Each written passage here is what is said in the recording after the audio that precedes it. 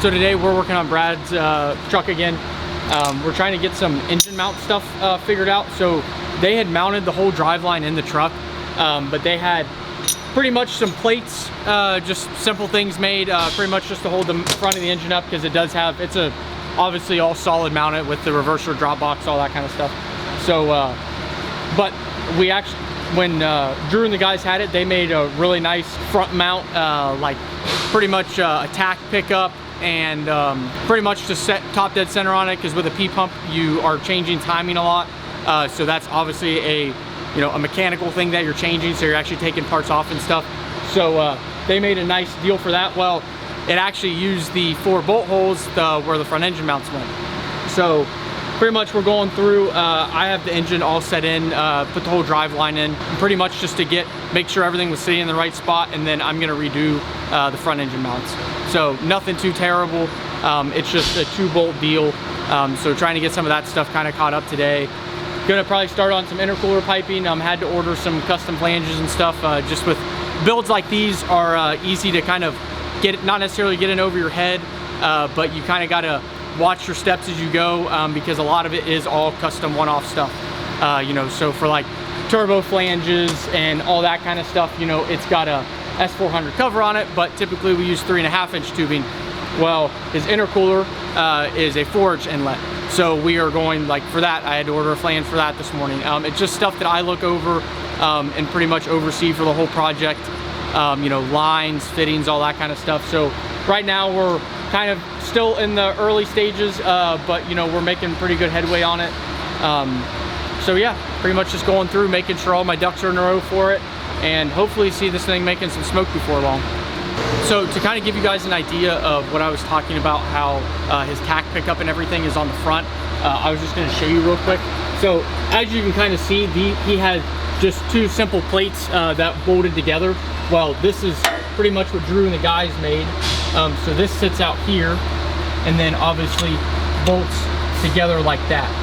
So obviously you have your indicator up here for top dead center, and then your tack pickups in here, and then he has a nice hole so you can actually, you can bar the engine over without, not having a tool in the back or anything like that, and you can watch where your top dead center mark is when you're changing timing.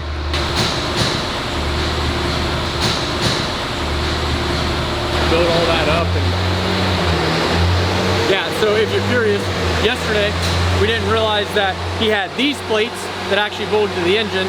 These were the only plates that I knew where they were. So yeah, I took these over to the belt sander and sanded them down a bunch to get them to fit. Well, I'm gonna find out these fit. So I didn't really need to grind on these. Now if I use these, I gotta... There's my ducks. The thing that I said about having all your ducks in a row, I missed a duckling. Me, myself, maybe that's the way Drew designed it, because I thought it was too close to it. Well, anyway. I did too. It was right on top of it. Thought process was not a valid option at that.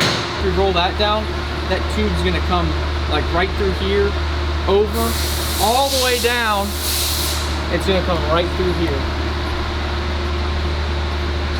It's gonna be a pimpin' bitch.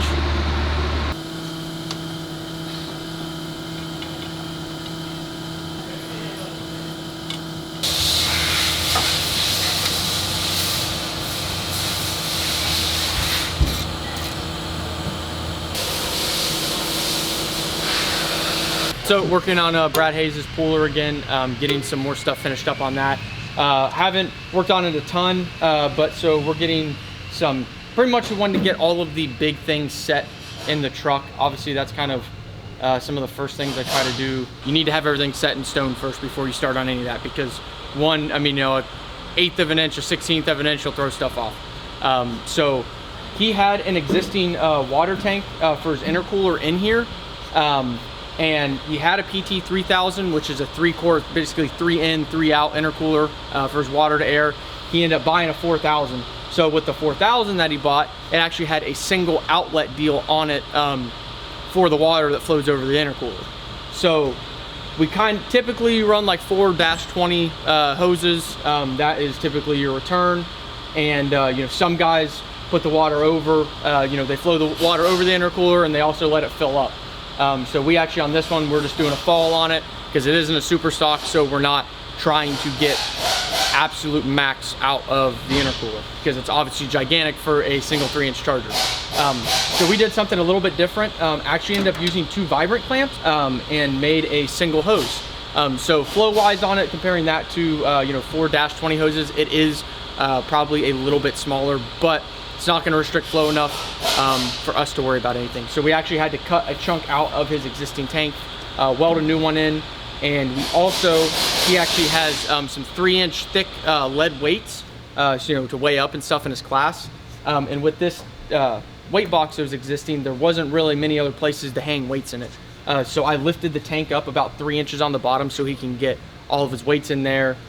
So that's pretty much what we finished up and got all that stuff taken care of. We do need to make another top for this. We're gonna make one out of a carbon fiber sheet. And yeah, so today we're gonna start on intercooler plumbing and everything. It's gonna be quite the fun time because we're gonna route some stuff in a couple different ways than what we typically do. So hopefully we can get this wrapped out today.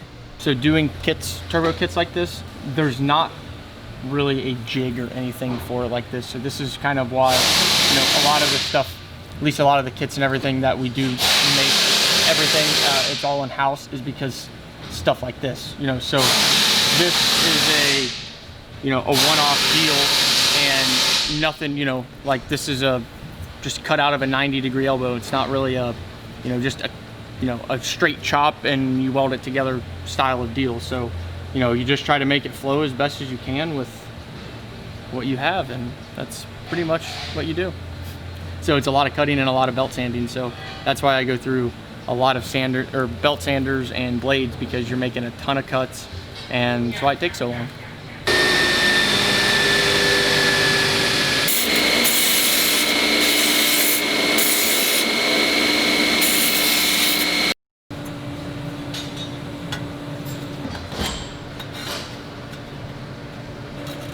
You can also see kind of some of the prep, you know, that we do for each end. So, you know, for this is just a, you know, a tube end. Well, regardless, when you cut it and stuff, it'll have a burr around the edge of it. So I always take it and I put just enough of a radius on, or just a bevel on it. So pretty much what that bevel does is, and we have 2 tubes that butt up against each other, that actually, when you have a bevel like that, it makes it very much keeps from your arc walking back and forth on the tube. So, you know, you get a more even weld.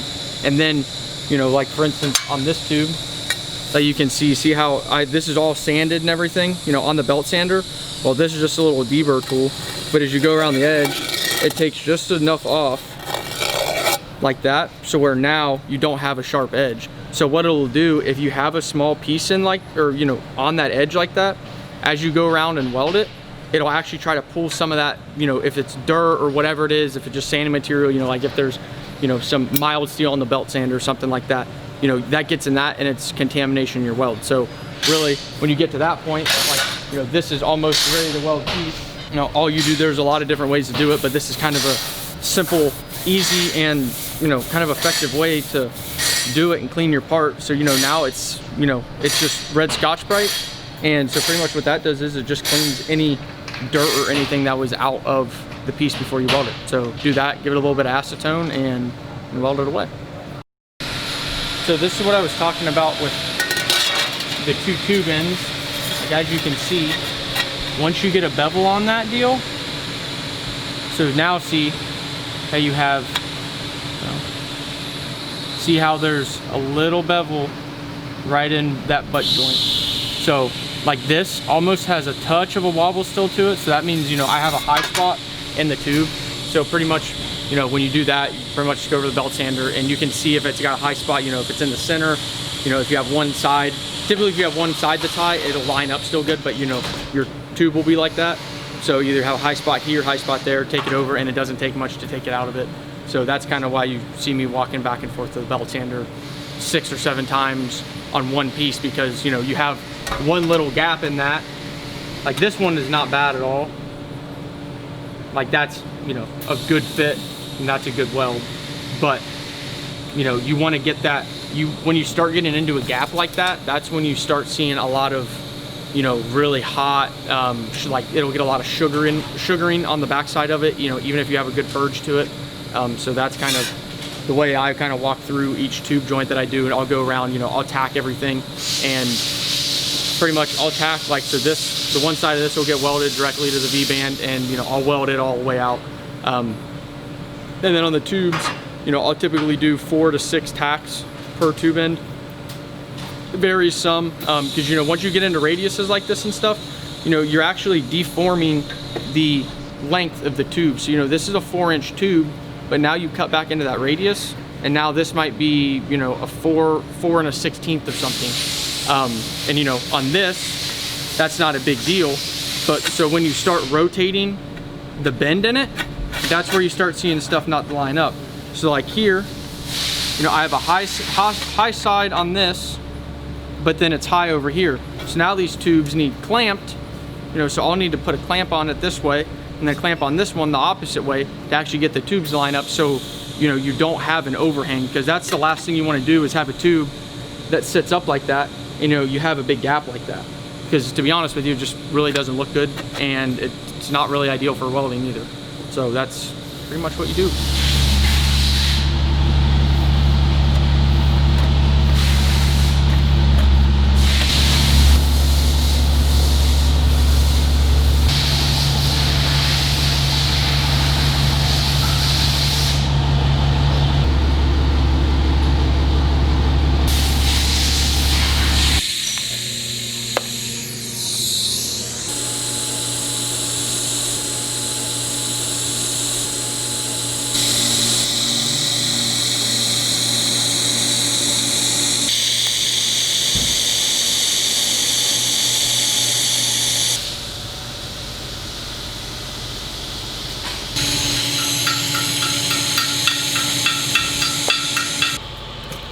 Yeah.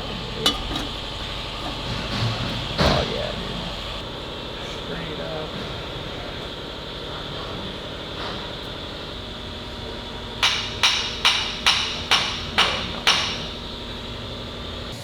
Here, straight.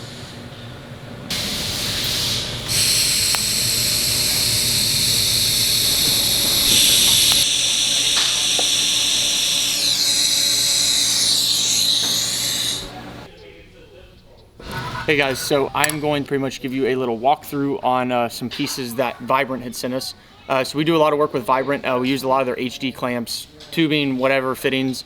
Pretty much what they sent us is an alignment tool. So when fabbing with the Vibrant clamps, they have rotation, so that's kind of the main goal of them. So you know, if a tube flexes, like if an engine's in, you know, a chassis and it doesn't have a solid engine mount, you know, the engine moves and your tubes will flex.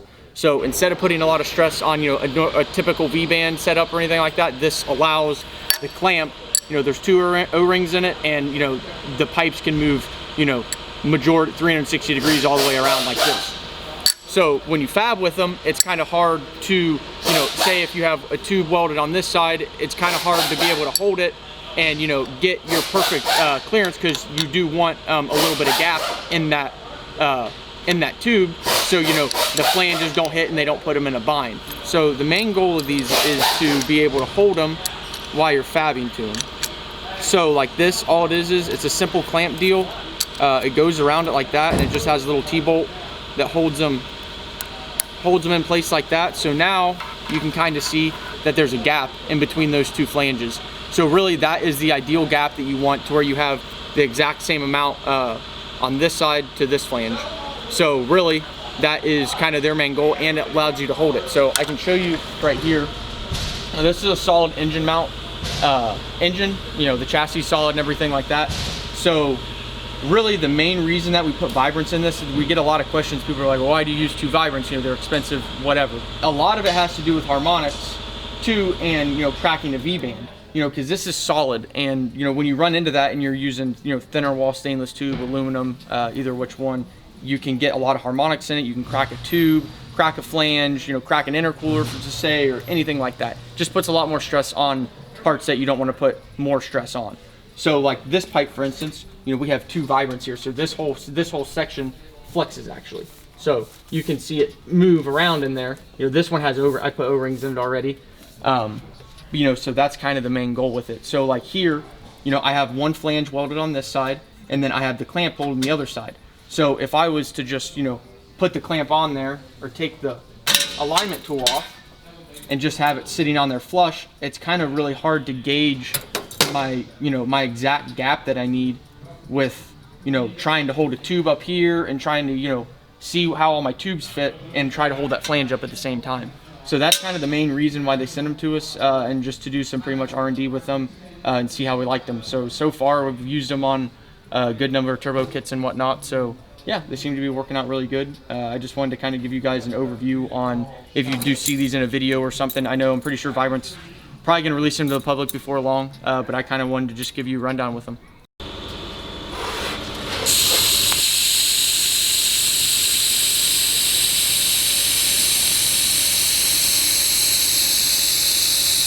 So on Brad's truck, we got the charge pipes done. It was kind of, I guess, a little bit of an undertaking, but pretty much we wanted to make it to where he can kind of change turbos too, and, you know, if he wants to grow and go into super stock or anything like that, you know, some of the charge pipes and all that kind of stuff will fit.